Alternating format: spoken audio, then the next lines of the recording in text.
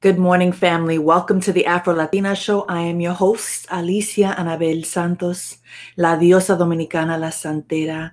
Welcome to episode 140 on respectability politics and minding your manners. And so there's a lot I want to say today, but I do want to keep the podcast short. So of all the things that trigger me, respect is at the very top. Being told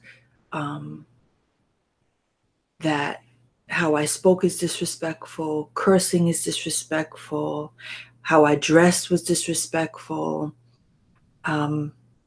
being raised to respect men, respect my father, respect my elders, respect authority, respect teachers, respect white people, respect bosses, respect superiors. And so niña buena se portan así. Calladita te ves más bonita. This upbringing of boys and men are the ones to be shown respect. And so most of my childhood, most of my teen years, and most of my adulthood has been around fighting for respect, to be respected. Because for me, it was about being seen. It was about being heard. And so before we kind of debate this idea of respectability, politics versus respect, I wanted to open with that because I want to start from a place of respect, because that is not just a trigger for me, but also a value that's very high for me. So I want to quote an essay titled "The Rise of Respectability Politics," published in Dissent magazine by Frederick C. Harris, a professor of political science and director of the Center on African American Politics and Society at Columbia University. His most recent books are The Price of the Ticket, Barack Obama and the Rise and Decline of Black Politics, which received the Hurston Wright Legacy Book Award for nonfiction, and with Robert Lieberman, Beyond Discrimination, Racial Inequality in a Post-Racist Era. His essays have appeared in the London Review of Books, New York Times, Society, Souls, and the Washington Post. So he writes in The Rise of Respectability Politics: what started as a philosophy promulgated by Black elites to uplift the race by correcting the bad traits of the Black poor has now evolved into one of the hallmarks of Black politics in the age of Obama. A governing philosophy that centers on managing the behavior of Black people left behind in a society touted as being full of opportunity. In an era marked by rising inequality and declining economic mobility for most Americans, but particularly for Black Americans, the 21st century versions of the politics of respectability works to accommodate neoliberalism. The virtues of self-care and self-correction are framed as strategies to lift the Black poor out of their condition by preparing them for the market economy. He continues, this past September, during the first week of school, 7-year-old Tiana Parker wore dreadlocks tied in a bright pink bow to her school in Tulsa, Oklahoma. The Deborah Brown Community School, a charter school sponsored by the historically Black college, Langston University, sent Tiana home and told her parents that their child was in violation of a school policy prohibiting students from wearing unusual hairstyles that distract from the school's respectful learning environment. Not only were dreadlocks, afros, mohawks, and other so-called faddish styles banned from the school's handbook also instructed that girls' weaved hair should be no longer than shoulder length, and that boys' hairstyles are to be short and neatly trimmed. Her parents withdrew her from school, which led to a public outrage. The school eventually modified, but did not end its policy, but its rules regulating the personal conduct of parents and guardians. According to the handbook, female parents are banned from entering the school or going on field trips braless. Male parents are prohibited from wearing pants that sag.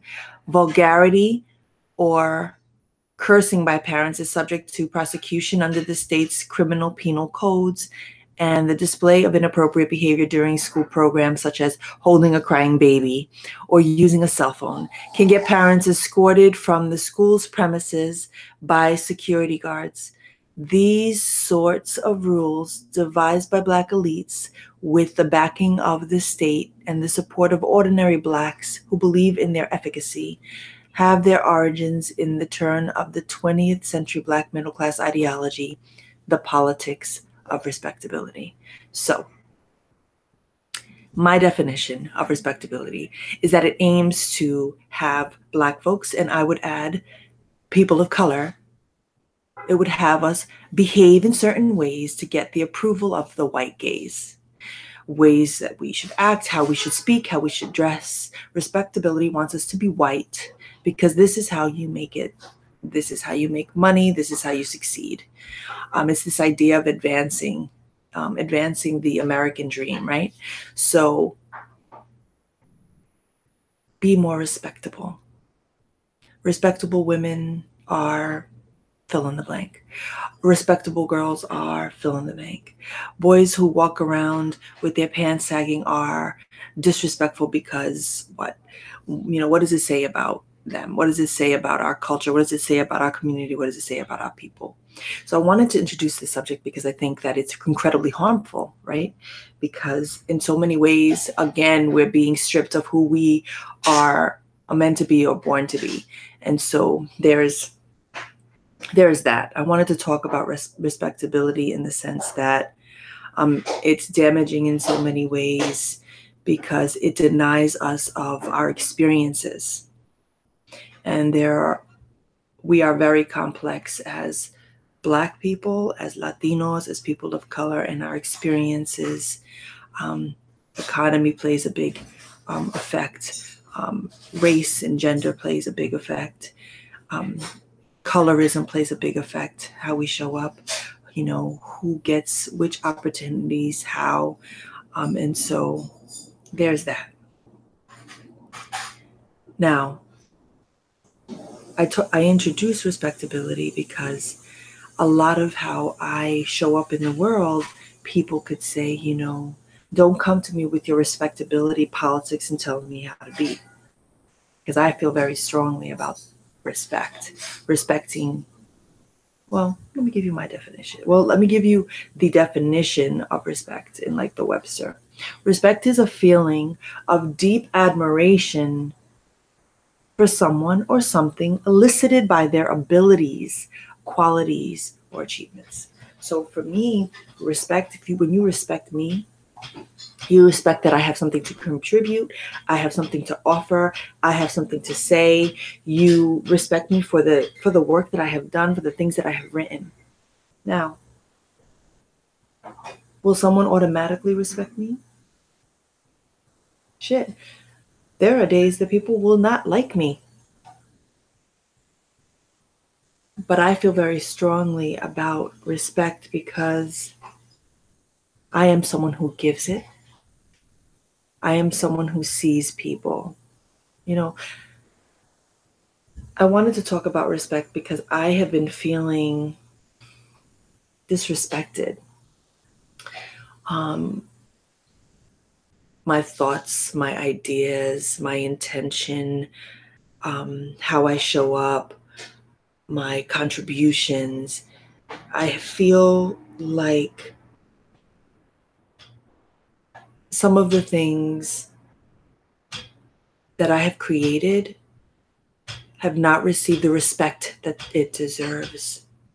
Now, is respect automatic? No. It's automatic for some people. Some people have had to fight to be respected. I would fall in the category of having to fight. That's how I'm feeling. I'm feeling today this sense of fighting to be respected, because respect to me means that you see me, that you hear me, and that you value me. You don't necessarily have to like me, because there are a lot of people that I don't like, but I respect. I respect their hustle. I respect their drive. I respect their contributions. I respect that they're out here doing real shit. And I may not like them for whatever reasons.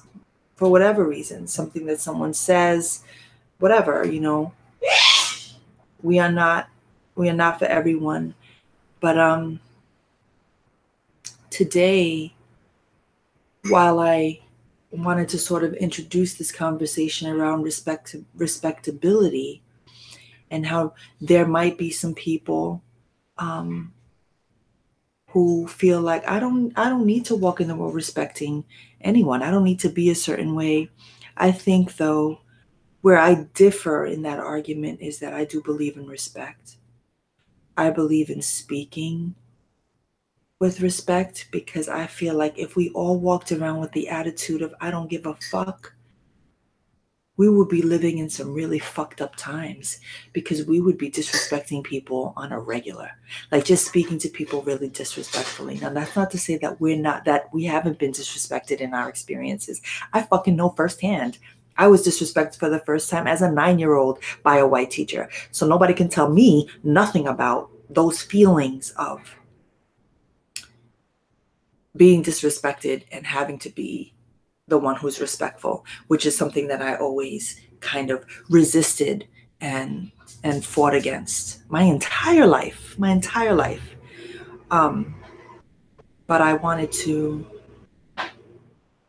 really focus on this idea of respect more than I need you to be respectable. I don't need you to be respectable. I need you to respect me, though. I need you to respect me. I don't need you to be respectable, but I need you to respect me, because if you don't respect me, then you can't fuck with me. You can't talk to me, because I don't even want to even relate to you. That's across the board. And so people can feel however they want to feel about that, because see, this is me not being respectable. If you disrespect me, you're going to have to keep it moving, because we can't even have a conversation. That's how I'm really feeling today. And so if I give respect, I demand to fucking receive it. And if people are unable to do that, if people are unable to respect one another, then we are living in some really dangerous times. And so that's my diary for today. Today I recorded 2 podcasts that for me, I feel like I needed to release, because I'm going through some things right now around my identity that this is not for this show, because I wanted to keep it brief, but I'm feeling this fight rising in me, this fire rising in me, this revolution rising in me around my identities, because I have many, around intersectionality, around my work, around my writing, around the things that I'm creating. And more I'm finding certain circles trying to silence me, and I'm feeling so disrespected, and that's a trigger. And so today in my meditation, if you're feeling any of this, we'll release some of that, because I don't want to show up in the world matching that,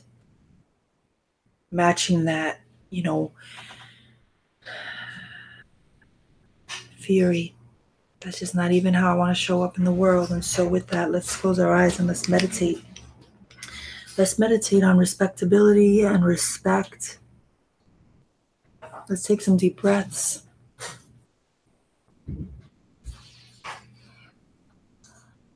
Inhale. Exhale.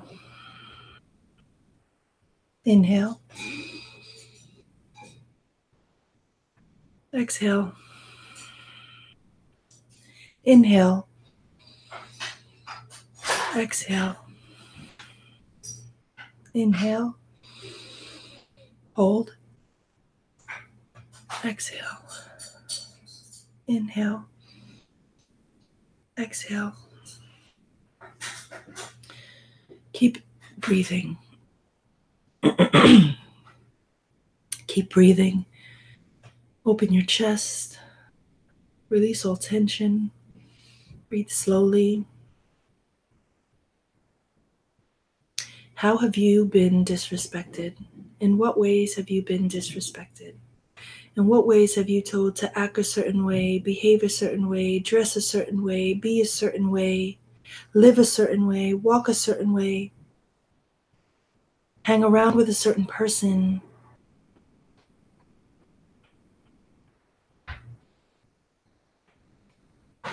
In what ways have you had to be respectable?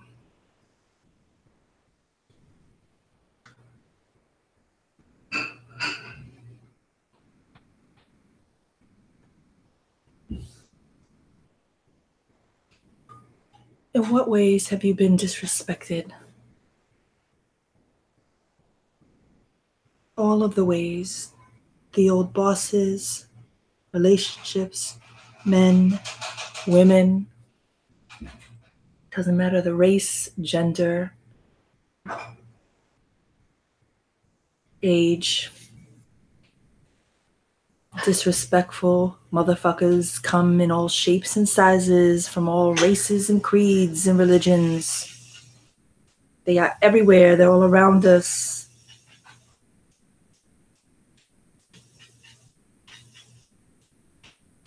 Wolves. They're wolves in sheep's clothing.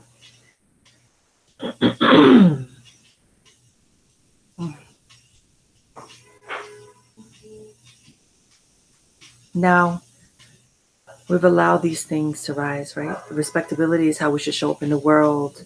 The disrespect are the people who have tried to shut us down, silence us. Now, what does respect look like? What does mutual respect look and feel like?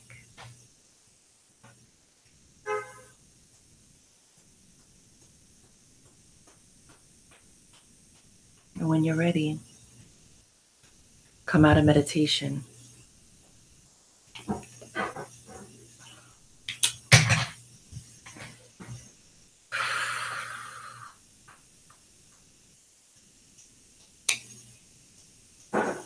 You know it's real when a sister don't even get dressed to come and record her podcast because she's like, she got shit to say.